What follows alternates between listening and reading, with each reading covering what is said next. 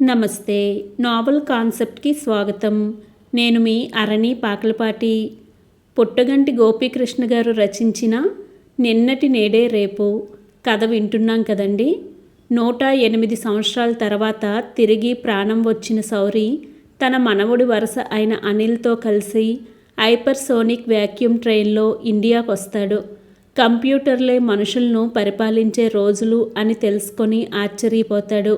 అనిల్ చెప్పిన మాటలను బట్టి వనరులు ఎక్కువ, మనుషులు తక్కువ అయ్యారని గ్రహిస్తాడు సౌరి. ఒక డెత్ కేసులో వివరాల గురించి అనిల్, సౌరి చర్చించుకుంటారు. ఇంతవరకు విన్నాం కదా. ఇక కథలోకి వెళ్తే, ఆ రాత్రి పడుకున్న వెంటనే అనిల్ నిద్రపోయాడు. సౌరి ఆలోచనలు మాత్రం ఎటెటో కదలాడుతున్నాయి. నిన్న కాక మొన్న తను కారు తీసుకొని లాంగ్ డ్రైవ్కి బయలుదేరినట్లుంది. జస్ట్ లేచి చూసేటప్పటికి ప్రపంచం మొత్తం మారిపోయింది. కొన్ని క్షణాలైతే ఇదేమీ నమ్మబుద్ధి కావడం లేదు. ఇదేదో ఒక తరగని కల కంటున్నట్లు అనిపిస్తుంది. లేకపోతే యాక్సిడెంట్ అయినంత మాత్రాన తను ఈ విధంగా 108 సంవత్సరాలు ప్రాణం లేకుండా ఉండటమేమిటి? హఠాత్తుగా ఇన్నాళ్లకు తనకు తిరిగి ప్రాణం రావడమేమిటో ఏమీ అర్థం కావడం లేదు. ఈ అనిల్ తన మనవడి వరుస అవుతాడంట. యాక్సిడెంట్ అయ్యే నాటికి పెళ్లి గురించిన ఆలోచనే తనకు లేదు. అలాంటిది తనకు మనవడి వరుస అయ్యేవాడు తోడయ్యాడు. ఎంతకీ నిద్ర పట్టకపోవడంతో లేచి ఒకసారి కిటికీకి ఉన్న పరదాలు తొలగించి బయటకు చూశాడు. బయట నగరం ప్రశాంతంగా ఉంది. ఎటు చూసినా ఆకాశ ఆర్మ్యాలే. అన్నీ కలిపి 2-3 కిలోమీటర్ల ఏరియాలో కిక్కిరిసి ఉన్నాయి. తనకు తెలిసిన మహానగరాల్లో రాత్రిపూట ఉండే వాతావరణం అక్కడ లేదు. అంబులెన్స్ల అరుపులు లేవు. పోలీస్ జీపుల కూతలు లేవు. కుక్కల మొరుగుళ్ళు లేవు. సైలెన్సర్ లేని వాహనాల కర్ణ కఠోర రొద లేదు. అంతా ప్రశాంతంగా ఉంది. ఎంత ప్రశాంతంగా అంటే భయమేసే అంత. ఆ నిశీదిలోకి చూస్తుంటే అతనికి తన తల్లి, తండ్రి గుర్తొచ్చారు. ఏదడిగితే అది సమకూర్చిన తండ్రి ప్రేమ గుర్తొచ్చింది. బయటికి బయలుదేరినప్పుడల్లా బొట్టు పెట్టి బయటకు పంపే అమ్మ ఆప్యాయత గుర్తొచ్చింది. అమ్మ గుర్తుకు రాగానే అతనికి దేవుడు గుర్తొచ్చాడు. తనకు దేవుడి మీద భక్తి ఏర్పడటానికి అమ్మ కదూ కారణం. ఆ మాట గుర్తుకు రాగానే అతనికి ఆ ఫ్లాట్లో ఎక్కడా దేవుడి బొమ్మ చూసిన గుర్తు రాలేదు. మారిపోయిన ఈ ప్రపంచంలో దేవుడి పరిస్థితి ఏమిటో తను కనుక్కునే లేదు. బయట కూడా ఎక్కడా ఒక గుడి కానీ, మసీదు కానీ, చర్చి కానీ ఏదీ కనిపించలేదు. సాధించిన అభివృద్ధితో మనిషి దేవుణ్ణి మర్చిపోయాడా? రేపు ఉదయం అనిల్ని అడగవలసిన విషయాలు ఒక్కొక్కటిగా నెమరవేసుకుంటూ కళ్ళు మూసుకున్నాడు అతను. ఈసారి వెంటనే నిద్రపట్టింది అతనికి. సౌరి లేచేటప్పటికి అనిల్ ఎప్పుడో లేచి ఉన్నాడు. హోలోగ్రాఫిక్ మనిషి నడి రూములో నిలబడి వార్తలు చదువుతున్నాడు. సౌరికి ఒక్క మాట కూడా వినపడటం లేదు. అనిల్ వైపు చూశాడు. అతను కూడా వైజర్ ధరించి లేడు. ఇయర్ ఫోన్లు కూడా లేవు. మరి అతనికి ఎలా వినిపిస్తున్నాయో? హఠాత్తుగా అతనికి బయోనిక్ కళ్ళు, చెవులు గురించి నిన్న అనిల్ చెప్పిన మాటలు గుర్తొచ్చాయి. చిన్నప్పుడు తాము చూసిన సూపర్మ్యాన్ సినిమాలు గుర్తొచ్చాయి. గోడవతల జరిగేవి చూడగల అతని కళ్ళు, మైళ్ళ దూరంలోని మాటలు వినగల అతని చెవుల శక్తి గుర్తొచ్చింది. ఇవాల్టి కల్పనే రేపటి నిజమవుతుందంటే ఇదేనేమో. అతను లేవటం గమనించిన అనిల్ విష్ చేసి వస్తూ వార్తల సౌండ్ పెంచాడు. పెరుగుతున్న సముద్ర మట్టం మరో 3 చిన్న చిన్న ద్వీపాలను ముంచేసిందని, దానితో ఇప్పటి వరకు కరిగిపోయిన ద్వీపాల సంఖ్య 563కి చేరిందని వార్తల్లో చెప్తున్నారు. మనిషి ఎంత అభివృద్ధి చెందినా ప్రకృతి అతనికి ఏదో విధంగా ఛాలెంజ్ విసురుతూనే ఉంటుందేమో. అతని అభిప్రాయం గమనించినట్లు అనిల్ చెప్పాడు.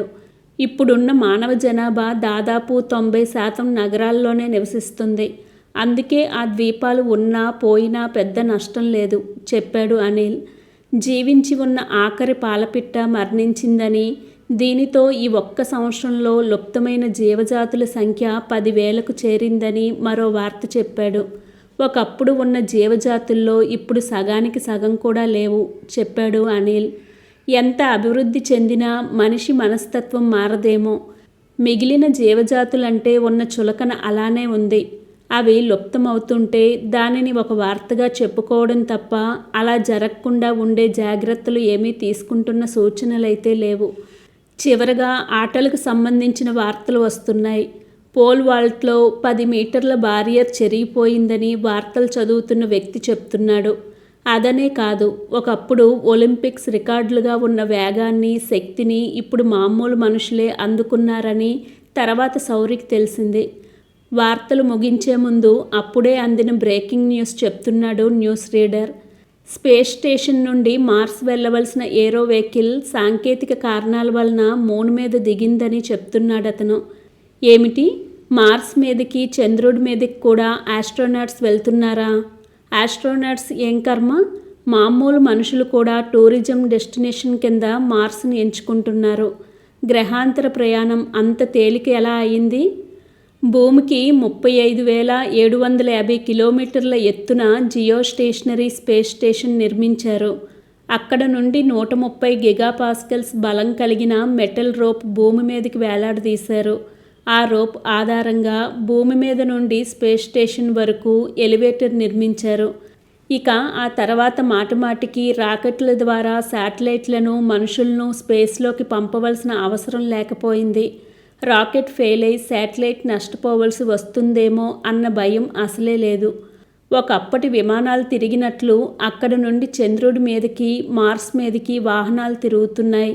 అందుకే స్పేస్ టూరిజం ఇప్పుడు మామూలు విషయం అయిపోయింది చెప్పాడు అనిల్. మరి వాటికి ఇంధనం? యాంటీ మ్యాటర్ అని శౌరికి అర్థమైందో లేదో అన్నట్లు చూసి, దాని సహాయంతో ఇప్పుడు జూపిటర్ దగ్గరికి కూడా 4 నెలల్లో వెళ్ళగలుగుతున్నారు.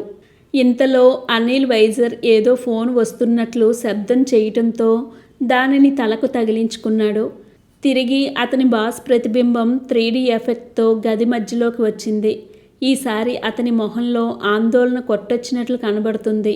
అనిల్ కూడా దాన్ని గమనించినట్లున్నాడు. అందుకే, ఏమైంది బాస్ అన్నాడు వెంటనే. మరో సస్పెక్టెడ్ డెత్ అనిల్. ఎక్కడా? ఈసారి నీ సిటీలో కాదు, కానీ అదే రిజల్ట్. కారణం తెలియకుండా హఠాత్తుగా మనిషి మరణించాడు. ఎంక్వైరీ జరిగిందా? జరిగింది. ఏ ఆచూకీ దొరకలేదు.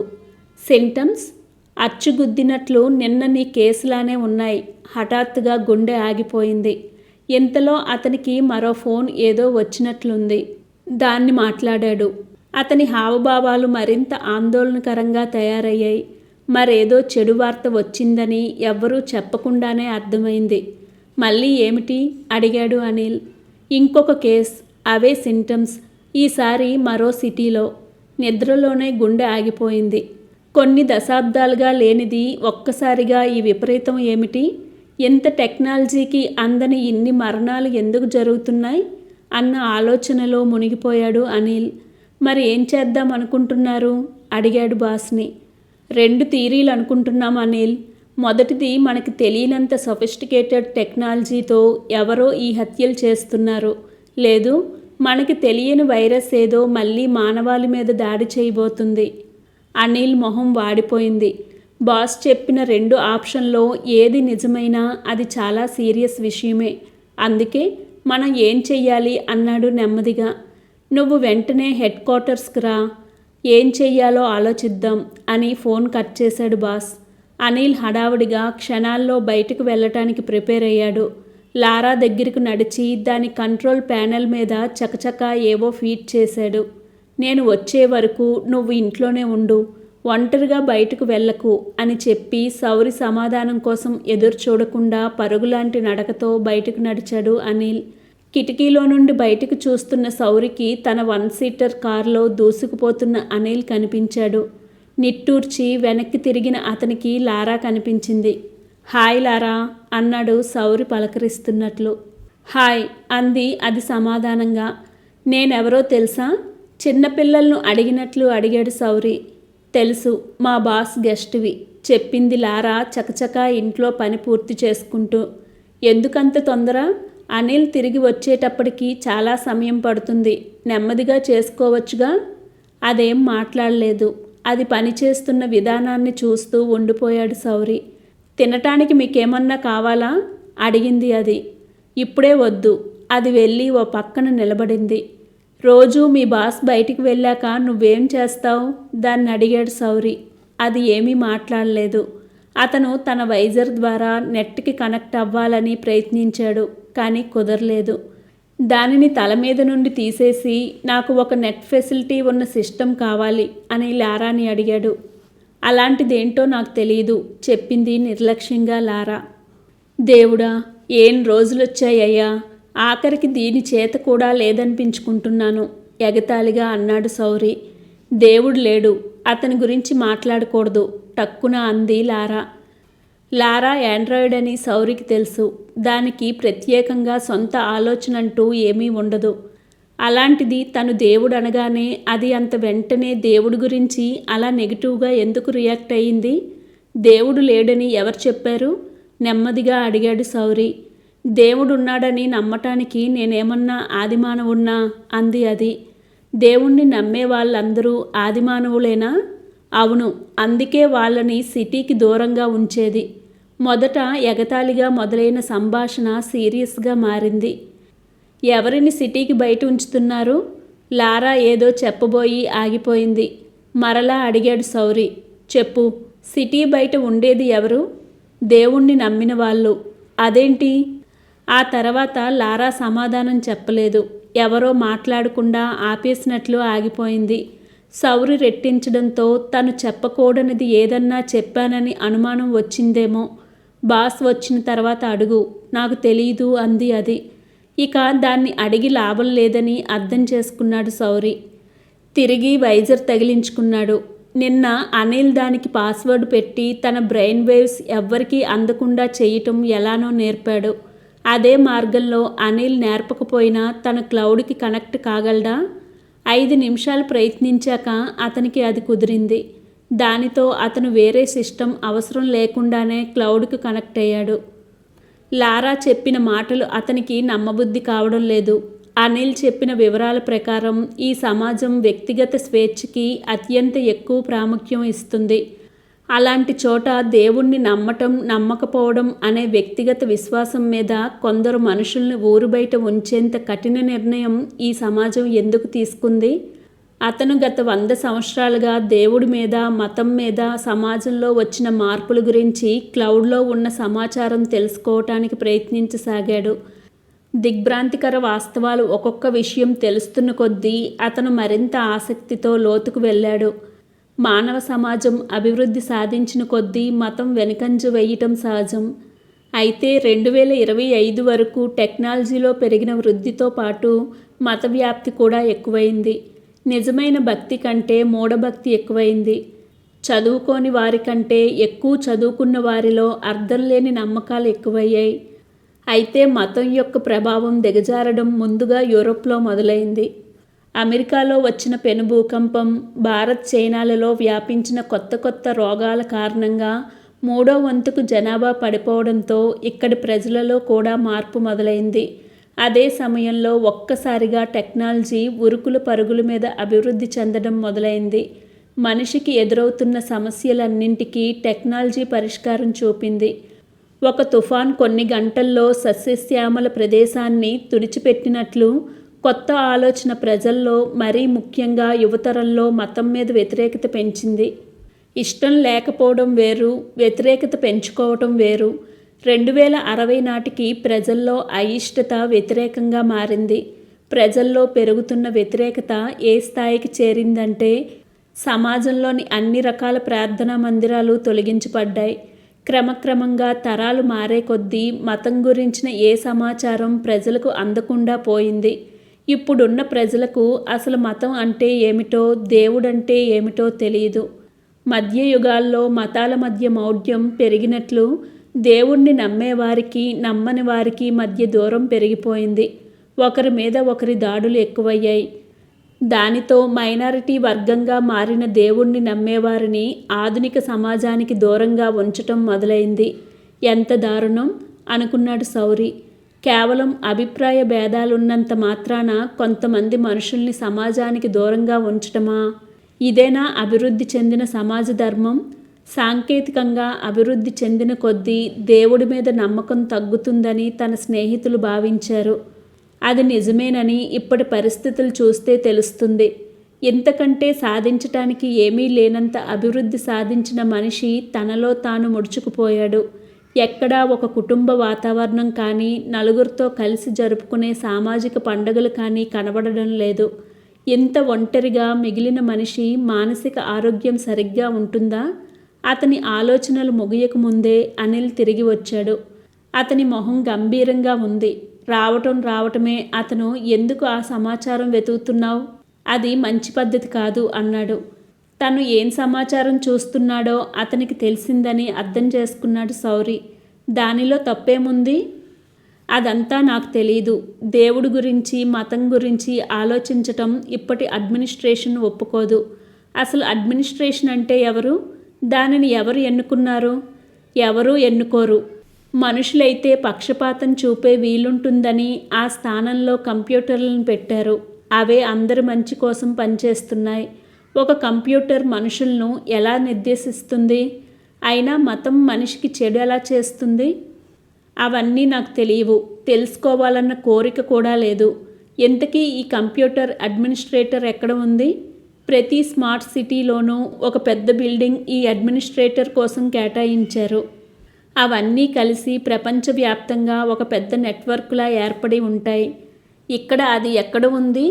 అనిల్ చూసిన చూపునకు ఒకవైపు గోడ పూర్తి పారదర్శకంగా మారిపోయింది. నగరం బయట కనబడసాగింది. అదుగో అదే కనిపిస్తున్న భవనం చూపించాడు అనిల్. దానిని పరిశీలనగా చూశాడు శౌరి. ఇంతలో అతనికి అనిల్ వెళ్ళిన పని విషయం గుర్తొచ్చింది. సరే, అది అలా వదిలిపెట్టు. నువ్వు వెళ్ళిన పనేమైంది? ఒక్కొక్కటిగా కేసులు పెరిగిపోతున్నాయి. అన్ని మరణాల లక్షణాలు ఒకేలా ఉన్నాయి. అందుకే హై లెవెల్ కమిటీ ఒకటి వేశారు. నేను కూడా అందులో భాగం. కాబట్టి నేను మళ్ళీ వెళ్ళాలి. ఓ, నిరాశగా అన్నాడు శౌరి. నేను కూడా రావచ్చా? కుదరదు. అక్కడికి ఎవరిని పడితే వారిని రానివ్వరు.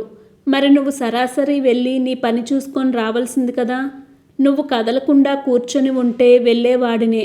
అనవసరంగా అక్కరలేని విషయాలన్నీ వెతికి నష్టం చేసుకున్నావు. సగం కోపంగా సగం బాధగా అన్నాడు అనిల్.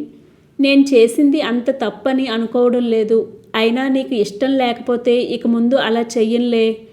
నా ఇష్టాలతో దీనికి సంబంధం లేదు. ఇప్పుడు నిన్ను ఒంటరిగా ఇక్కడ ఉంచి నేను బయటికి వెళ్ళడానికి కూడా అడ్మినిస్ట్రేషన్ ఒప్పుకోవటం లేదు. మరేం చెయ్యాలి? అనిల్ ఏమీ మాట్లాడలేదు. ఎటో చూస్తూ ఉండిపోయాడు. నా వలన నీకు సమస్యలు వస్తున్నాయనుకుంటే నా దారిని నేను వెళ్తాను. అది కుదరదు. నిన్ను ఏదో ఒక సెటిల్మెంట్లో పెట్టి వెళ్ళమంది అడ్మినిస్ట్రేషన్. సెటిల్మెంట్ అంటే? ఎవ్వరూ చెప్పకుండానే తెలుసుకున్నావుగా. దేవుణ్ణి నమ్మేవారిని ఉంచే స్థావరాలను అలా అంటారు. మా రోజుల్లో దొంగల్ని, దోపిడీదారుల్ని ఉంచే ప్రదేశాల్ని అదే పేరుతో పిలిచేవారు. అయినా నాకు ఎక్కడ ఉండటానికైనా బాధ లేదు. వాళ్ళు చెప్పినట్లే చెయ్యి. అయిష్టంగానే బయలుదేరాడు అనిల్. శౌరి అతన్ని అనుసరించాడు. తనను అలా వదిలిపెట్టి రావడం అనిల్కి ఇష్టం లేదని, ఆ పరిస్థితులు కల్పించిన వారిని ఏమీ అనలేక ఆ కోపాన్ని కొంత తన మీద ప్రదర్శిస్తున్నాడని అర్థం చేసుకున్నాడు శౌరి. వారిని ఎక్కించుకున్న క్యాబ్ వేగంగా ముందుకు కదిలింది. ఈసారి వారి ప్రయాణం సిటీ బయట వైపు సాగింది. 5 నిమిషాల్లో సిటీ బయటకు వచ్చిన క్యాబ్ ఊరి బయట పరుగులు తీస్తుంది.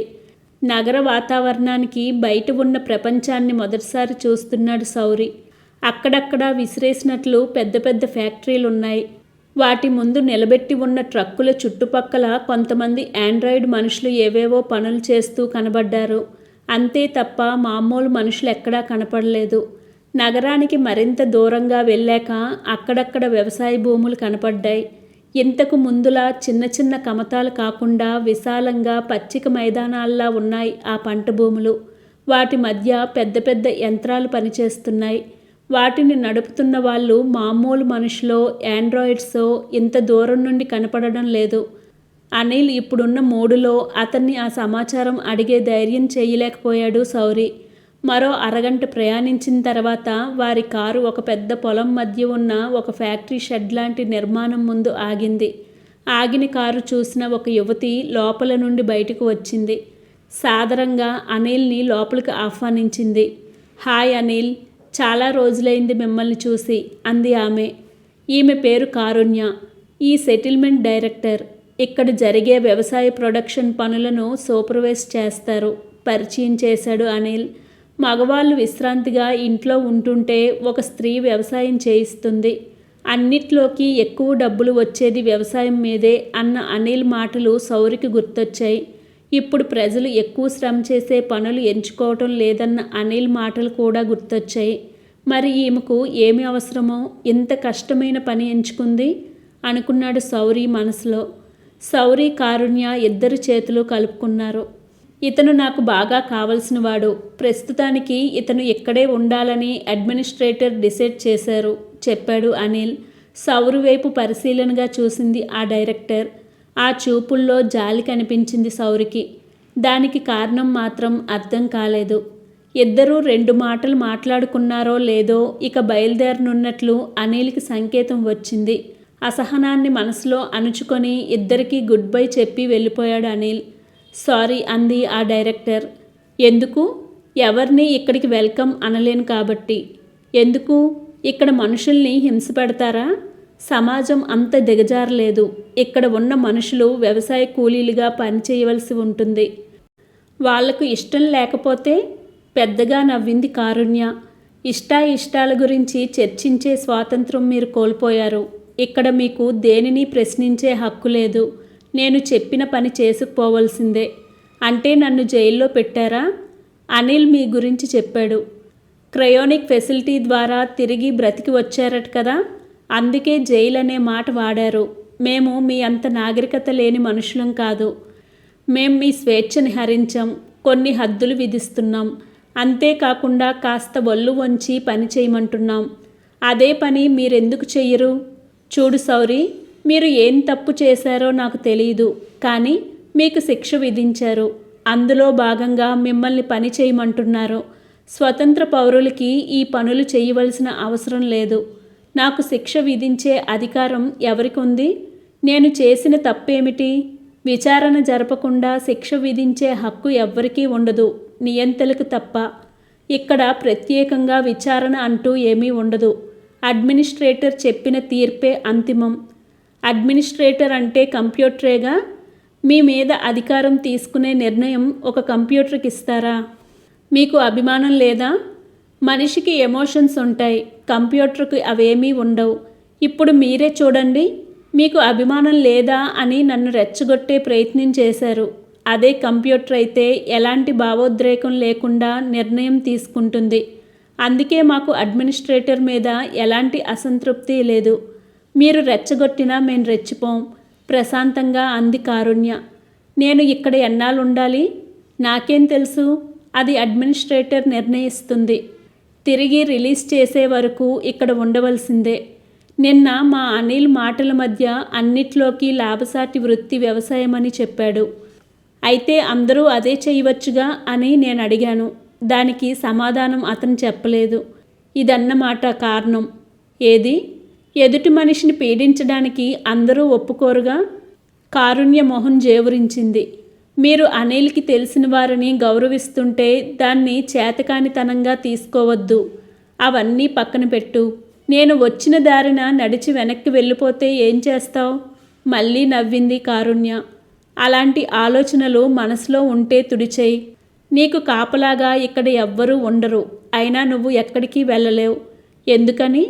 ఎందుకంటే ఒకసారి నిన్ను ఇక్కడికి అలర్ట్ చేశారంటే ఇక నిన్ను అనుక్షణం గమనించే బాధ్యత ఆకాశంలో ఎగురుతున్న డ్రోనులు తీసుకుంటాయి. ఒకసారి అవి నిన్ను ట్యాగ్ చేశాక అది పగలు కానీ రాత్రి కానీ నువ్వు నిలబడి ఉండని, పడుకొని ఉండని, నిన్ను అవి తమ దృష్టి పదం నుంచి మరలనివ్వవు. వాటి దృష్టిని మరల్చి ఎక్కడికి వెళ్ళగలవు? శౌరి ఏదో అనబోయి ఆగిపోయాడు. తనకి ఎదురైన పరిస్థితులకు ఆమెకు ఏమిటి సంబంధం? ఆమె మీద ఎందుకు తన కోపం చూపించటం? నువ్వు కూడా ఒంటరిగానే జీవిస్తున్నావా అని అడిగాడు. అది అడిగే ప్రశ్న. అలా కాకుండా కూడా ఇంకా ఎవరైనా జీవిస్తున్నారా? మరెందుకు డబ్బు కోసం ఇంత కష్టపడి మగవాళ్ళు కూడా చెయ్యటానికి ఇష్టపడని ఈ పని చేయటం? నాకు డబ్బుతో అవసరం ఉంది. ఏమిటో ఆ అవసరం? Space tourism. ఎప్పటికైనా మార్స్ వెళ్ళాలి. అందుకు చాలా డబ్బు అవసరం. నిట్టూర్చాడు శౌరి. ఇంకా డబ్బు అవసరం దేనికో అనుకున్నాడు. దీనికా? ఈలోపు కొన్ని వ్యవసాయ వాహనాలు అక్కడికి వస్తూ కనిపించాయి. అవన్నీ వ్యవసాయ పనులకు ఉపయోగించే అతిపెద్ద వాహనాలు. వాటిని నడుపుతున్న వారు ఒక పద్ధతిలో వాటిని పార్క్ చేసి వచ్చారు. వారిలో ఒకరికి సౌరిని అప్పచెప్పింది కారుణ్య. ఇతను ఈ సెటిల్మెంట్కే కాదు, ఈ లోకానికే కొత్త. కాస్త ఇక్కడి పద్ధతుల్ని నేర్పించండి అని చెప్పింది. సరే అన్నాడు అతను. ఈరోజు ఎన్ని ఎకరాల్లో విత్తనాలు నాటారు? 100 ఎకరాల్లో నాటాం, నీరసంగా చెప్పాడు వాహనం దిగిన వ్యక్తి. అతను ఉదయం నుండి చేస్తున్న శ్రమతో పూర్తిగా అలసిపోయినట్లు కనిపిస్తున్నాడు. అతని పక్కన ఉన్న వ్యక్తి పరిస్థితి కూడా అలానే ఉంది. అప్పటికే చీకటి పడుతుంది. తన వ్యక్తిగత వాహనాన్ని బయటికి తీసింది కారుణ్య. మీరు రేపు ఇతని సహాయం కూడా తీసుకోండి. మరో 200 ఎకరాల్లో విత్తనాలు నాటే పని రేపు పూర్తి కావాలి అని వారికి చెప్పింది. అదెలా సాధ్యం అన్నట్లు చూస్తున్న వాళ్ళ చూపులు పట్టించుకోకుండా వాహనంలోకి ఎక్కి కూర్చుంది. నేను ఇంకా చాలామందిని సూపర్వైజ్ చేయాలి, ఇక వెళ్తాను అంటూ తన కార్ స్టార్ట్ చేసింది. వెళ్ళు, లేకపోతే మళ్ళీ లాభాలు తగ్గిపోతాయి ఎగతాళిగా అన్నాడు సౌరి. అతని మాటలు విననట్లు కారును ముందుకు పోనిచ్చింది కారుణ్య. ఎందుకు ఆమెను విసిగిస్తావు? ఆమె నీ మాటలు అడ్మినిస్ట్రేటర్కి రిపోర్ట్ చేసిందంటే మరి కొంతకాలం నీ నిర్బంధం పెరుగుతుంది. వాళ్ళ మాటలు పట్టించుకోకుండా మీరు ఎన్నాళ్ళుగా ఇక్కడ ఉంటున్నారు అని అడిగాడు సౌరి. పుట్టినప్పటి నుంచి ముందుకు దారి తీస్తూ అన్నాడతను. పద పొద్దుగూకకు ముందే గూడు చేరుకోవాలి అని సౌరిని కూడా త్వరపడుస్తూ వడివడిగా నడవసాగాడు. సౌరి వారిని అనుసరిస్తూ మరి మీకు విడుదల లేదా? మాలాంటి కొంతమంది విడుదల కావాలనుకోవడం లేదు. ఎందుకు? మా అభిప్రాయం అది. ఇక్కడ ఇంకా నువ్వు చూడలేదుగా, మాకు ఇక్కడే బాగుంది. ఒక యంత్రం ఇచ్చే ఆదేశాలు ఆచరిస్తూ మనం కూడా ఒక యంత్రంలాగా మారిపోయే కంటే మా బ్రతుకేదో మేం ప్రశాంతంగా బ్రతుకుతున్నాం. తన అభిప్రాయాన్నే అతను కూడా వెళ్ళబుచ్చినందుకు ఆనందంగా చూశాడు సౌరి అతని వైపు. నీ పేరేంటి? చక్రి. నా పేరు సౌరి. నిన్నెందుకు ఇక్కడికి పంపారు? దేవుడి గురించి క్లౌడ్లో వెతికినందుకు. అంత ధైర్యం ఎలా చేశావు? అది తప్పని తెలియదు కాబట్టి. అన్నట్లు నీకు చెప్పలేదేమో, నేను క్రయోనిక్స్ ద్వారా పునరుజ్జీవనం పొందిన మనిషిని. అలాగా? ఆశ్చర్యంగా అని సౌరిని పరిశీలనగా చూశాడు చక్రి. వినటమే కానీ ఇలా క్రయోనిక్స్ ద్వారా బ్రతికొచ్చిన మనిషిని చూడటం ఇదే ప్రథమం. మిమ్మల్ని ఎంతకాలం క్రితం క్రయోనైజ్ చేశారు? 108 సంవత్సరాల క్రితం. మీరు అంత పాతకాలం వారా? అయితే నాకు అప్పటి గురించి తెలుసుకోవాల్సింది చాలా ఉంది. మీరు ఇక్కడికి రావడం మీకు బాధేమో కానీ నాకు ఆనందంగా ఉంది అన్నాడు చక్రి. ఇంతలో వారు చేరవలసిన ఊరు సమీపించింది. అది అచ్చు వెనకటి కాలంలో పల్లెటూరులా ఉంది. అదే అన్నాడు సౌరి అతనితో. మేం ఉండేది ఇక్కడే. నడుచుకుంటూ వస్తున్న వారంతా ఇప్పటిదాకా పొలం పనులు చేసి వస్తున్నవారే. చెరువు కూడా ఉందే, పైగా అందులో తామర పూలు కూడా ఉన్నాయి ఆనందంగా అన్నాడు సౌరి ఊరి మధ్య ఉన్న చెరువును చూసి. దాని పక్కన ఉన్న రాములవారి గుడి కనపడలేదా అన్న చక్రి పక్కకు తిరిగి చూస్తే సౌరి లేడు. అప్పటికే గుడివైపు వెళ్ళిపోతున్నాడు. తను కూడా అతన్ని అనుసరించాడు చక్రి. పరిగెత్తుతున్నట్లు నడుస్తూ గుడి లోపలికి ప్రవేశించాడు సౌరి. 108 సంవత్సరాల క్రితం తను ఎప్పుడూ వెళ్ళే రాములవారి గుడిలా జనసందోహంతో శోభాయమానంగా లేకపోయినా అదే పవిత్రతతో అలరారుతుంది అది. ఆ సమయంలో ఎవరూ వచ్చే అవకాశం లేకపోవటంతోనేమో పూజారి ఆహార్యంలో ఉన్న ఒక వ్యక్తి మండపం ఆవరణలోని స్తంభానికి ఆనుకొని ఏదో ఆలోచనలో మునిగిపోయి ఉన్నాడు. సౌరి సరాసరి గర్భగుడి దగ్గరికి వెళ్ళి ఆజానుబాహుడు అరవింద దళాక్షుడు అయిన ఆ శ్రీరామమూర్తిని మనసులో తలుచుకొని నమస్కరించుకున్నాడు. ఇష్టకార్యార్థ సిద్ధిరస్తు. వెనక నుండి వచ్చిన పూజారి ఆశీర్వదించాడు. వెనక తిరిగి చూశాడు సౌరి. అక్కడ ఆనందంగా చూస్తున్న పూజారి పక్కన నిలబడ్డ చక్రి కనిపించారు. చాలా రోజుల తర్వాత గుడి కనిపిస్తే నమస్కరించుకోకుండా ఆగలేకపోయాను వివరించాడు సౌరి. ఆయన 108 సంవత్సరాల క్రితం వారు అని కథ మొత్తం వివరించాడు చక్రి. అవునా అని ఆశ్చర్యపోయాడు పూజారి. తిరిగి జీవించి వచ్చిన రెండో రోజే ఇక్కడికి రావాల్సి వచ్చిందా? మీకు అలా అనిపించిందా? నాకైతే ఇతన్ని 2 రోజులైనా అక్కడ ఉండనిచ్చినందుకు ఆశ్చర్యం వేసింది అన్నాడు చక్రి. మరి ఇతనుండేది ఎక్కడా అడిగాడు పూజారి. మొన్న ఖాళీ అయిన ప్రకాష్ గది ఇతనికి ఇద్దాం చెప్పాడు చక్రి. ఒంటరివాడు ఇప్పుడు వెళ్ళి చెయ్యేం కాల్చుకుంటాడు, ఈ రాత్రికి నా దగ్గర భుజిస్తాడులే అన్నాడు పూజారి. సౌరి ఏమీ మాట్లాడకపోవడంతో చక్రి రేపు కలుస్తానని చెప్పి వెళ్ళిపోయాడు. గుడి ఆవరణలోనే ఉంది పూజారి ఇల్లు. ఇల్లంటే ముందు ఒక గది, వెనుక మరో గది. అందులోనే అతను, భార్య, 2 పిల్లలు ఉంటున్నారు. సౌరి స్నానానికి ఏర్పాటు చేసి వాళ్ళు చేసుకున్నదే ఇతనికి కాస్త పెట్టారు. తినటం పూర్తయ్యాక పూజారి, సౌరి తిరిగి గుడి మండపం దగ్గరికి వచ్చి కూర్చున్నారు. ప్రపంచంలో 2 ధృవాలు ఉంటాయని తెలుసు కానీ వాటికంటే ఎక్కువ తేడాలున్న 2 సమాజాలు ఉంటాయని ఊహించలేదు. ఈ తేడా కొత్తగా వచ్చిందేమీ కాదు. 100 ఏళ్ల క్రితం లేవా తేడాలు? పూర్తిగా అభివృద్ధి చెందిన యూరోపియన్ దేశాల పక్కన వెనుకపడిన ఆఫ్రికా దేశాలు లేవా? అవి వేరే దేశాలు, ఇది ఒకటే దేశం కదా. ఒకటే దేశంలో మాత్రం అభివృద్ధి చెందిన రాష్ట్రాలు, వెనుకపడిన రాష్ట్రాలు లేవా? ఉంటే ఉండవచ్చు, కానీ ఇదేమిటి? మీరు మరొకరి అభిప్రాయంతో అంగీకరించినంత మాత్రాన మిమ్మల్ని ఇలా సమాజానికి దూరంగా ఉంచవచ్చా? దానికి ఉదాహరణ కూడా మీ కాలంలో ముందే ఉంది. మా కాలంలో ఇలా జరిగిందా? ఇప్పుడు కనీసం మిమ్మల్ని దూరంగా పెట్టడానికి కారణం ఉంది. ఏ కారణమూ లేకుండా కొన్ని కులాల మనుషులను ఊరికి దూరంగా ఉంచలేదా? అది మా కాలంలో కాదు, ఇంకో 50 ఏళ్ల క్రితం జరిగింది. అంటరానితనం ఆ రోజుల్లో ఎక్కువగా ఉండేది. కొన్ని కులాల మీద అలాంటి ముద్ర వేసి వారిని దూరంగా పెట్టారు. మా కాలానికి అది పూర్తిగా కాకపోయినా దాదాపు తగ్గిపోయింది. ఆ మనుషులంటే అంత ఇష్టం లేనప్పుడు వారిని చంపేయొచ్చుగా. ఈ లోకంలోనే వారిని లేకుండా చేయవచ్చుగా. అలా నీ కాలంలోనే కాదు, ఏ కాలంలోనూ ఎందుకు చేయలేదంటావు? తోటి మనుషులను అలా ఎలా చంపేస్తారు? ఎందుకు చంపరు? కేవలం వేరే మతంలో పుట్టినందుకు ముక్కు మొహం తెలియని మనుషుల్ని చంపలేదా మీ కాలంలో? అతను మాట్లాడేది నిజమే కాబట్టి జవాబు ఇవ్వలేకపోయాడు సౌరి. తిరిగి పూజారే చెప్పాడు.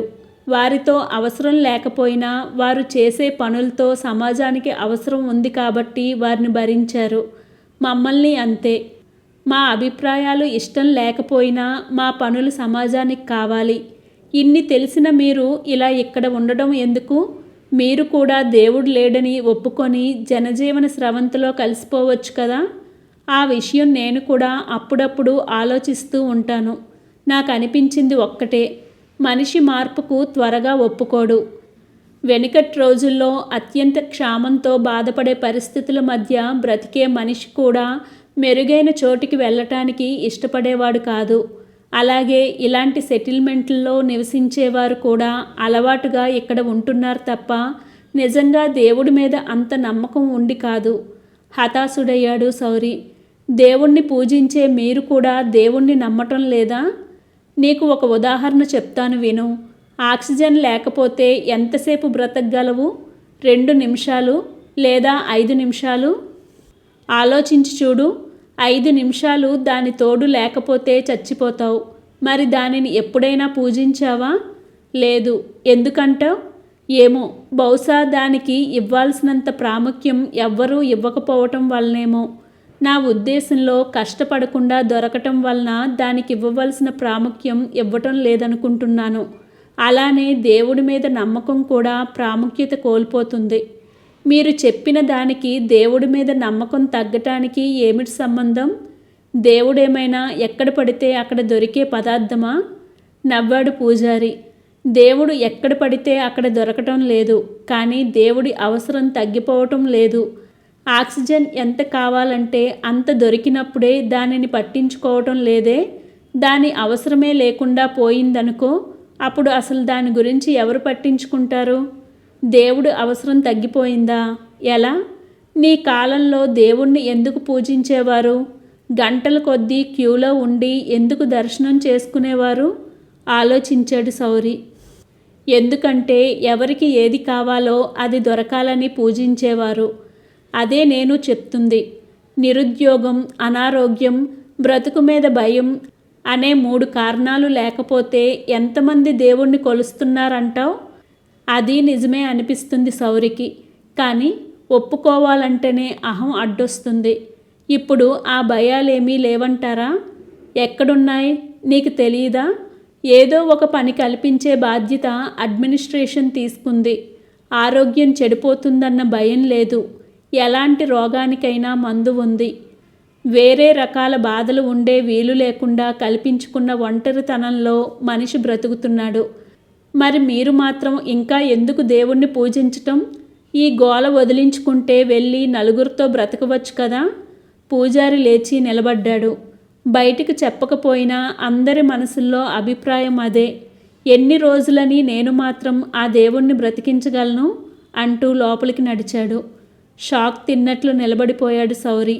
ఎన్ని రోజులని ఈ దేవుణ్ణి నేను మాత్రం బ్రతికించగలను అంటున్న పూజారి మాటలు తిరిగి తిరిగి అతని మదిలో ప్రతిధ్వనిస్తున్నాయి. కష్టపడి దేవుణ్ణి కొంతమంది బ్రతికిస్తున్నారా? వీళ్ళు లేకపోతే దేవుడే లేకుండా పోతాడా? సౌరి అక్కడే ఉండిపోయాడు. 4 అడుగులు ముందుకు వేసిన పూజారి ఆగిపోయావేం? రా, లోపల పడుకునే ఏర్పాటు చేస్తాను అన్నాడు. వద్దు, నేను ఇక్కడే పడుకుంటాను అన్నాడు సౌరి. పూజారి లోపలికి వెళ్ళిపోయాడు. సౌరి మంటపంలోని స్తంభానికి ఆనుకొని ఆకాశంలోకి చూస్తూ ఆలోచనల్లో మునిగిపోయాడు. మనిషి కష్టపడి దేవుణ్ణి బ్రతికిస్తున్నాడా? లేకపోతే దేవుడే ఉండడా? 100 ఏళ్లలో దేవుడి మీద నమ్మకం పోవచ్చని తన కాలంలో విజ్ఞులు కొందరు ఊహించారు. 100 ఏళ్లలో దేవుడి మీద నమ్మకం పోవటమే కాదు, దేవుణ్ణి నమ్ముతున్నామనుకుంటున్న వాళ్ళు కూడా ఆ దేవుణ్ణి బ్రతికించడం కోసం తాము నమ్మవలసి వస్తుందని అనుకుంటున్నారు. ఎంత ఘోరం అనిపించింది అతనికి. పొల్యూషన్ లేకపోవటం వలన ఆకాశం మరింత నల్లగా, నక్షత్రాలు మరింత మెరుస్తూ కనిపిస్తున్నాయి. ఈ సృష్టి ఎన్ని కోట్ల సంవత్సరాల నుంచి ఇలా ఉంది. ఎన్ని యుగాలైనా దానిలో మార్పు రాదు. జీవం మాత్రం చకచక తన రూపం మార్చుకుంటూ ఉంటుంది.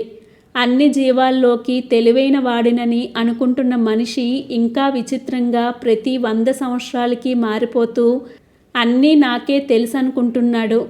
ఇంతకీ పూజారి చెప్పినట్లు ఉన్నాడో లేడో తెలియని దేవుణ్ణి అసలు ఎందుకు నమ్మాలి? అవసరం లేదు కాబట్టి నమ్మాల్సిన పని లేదా? ఆలోచిస్తున్న అతనికి ఆకాశంలో చిరపరిచితమైన సప్తర్షి మండలం కనిపించింది. చిన్నప్పుడు ఆరుబయట పడుకున్నప్పుడు దానిని చూపించి మంచం కోళ్ళు 3 దొంగలని చెప్పిన తాతయ్య గుర్తొచ్చాడు. అమాయకంగా తను అతని మాటలు ఎలా నమ్మాడో తలుచుకుంటే ఇప్పటికీ నవ్వొస్తుంది. ఆ రోజులు గుర్తొచ్చి అతని మొహం మీద సన్నటి నవ్వు వెలిసింది. ఎలా వెలిసిందో ఆ నవ్వు అలానే ఆగిపోయింది. ఉలిక్కిపడి లేచి కూర్చున్నాడు సౌరి. సప్తర్షి మండలంలో ఉండవలసిన 3 దొంగల స్థానంలో 4వ దొంగ వచ్చి చేరాడు. సౌరికి తను సరిగ్గా చూస్తున్నాడా అన్న అనుమానం వచ్చింది. కానీ అది నిజమే. 7 నక్షత్రాల స్థానంలో 8 నక్షత్రాలు ఉన్నాయి. 100 ఏళ్ళు గడిచేటప్పటికి నక్షత్రాల సంఖ్యలో తేడా వస్తుందా? అతనికి తెలిసిన కాస్త సైన్సు అది నిజం కాదని చెప్తుంది. పైగా మిగిలిన చుక్కల్లా అది మినుకు మినుకుమని మెరవడం లేదు, స్థిరంగా మెరుస్తుంది. ఇంత అభివృద్ధి చెందిన సైంటిఫిక్ యుగంలో దాని గురించి పరిశోధించకుండా ఉండరని నిర్ణయించుకున్న అతను ఆ విషయం రేపు ఎవరినైనా అడగాలని నిద్రకు ఉపక్రమించాడు. కథ కొనసాగుతుంది. మీకు నచ్చినట్లయితే మరిన్ని మంచి కథలకై, నవలలకై లైక్ చేయండి, షేర్ చేయండి, సబ్స్క్రైబ్ చేయండి. Thank you.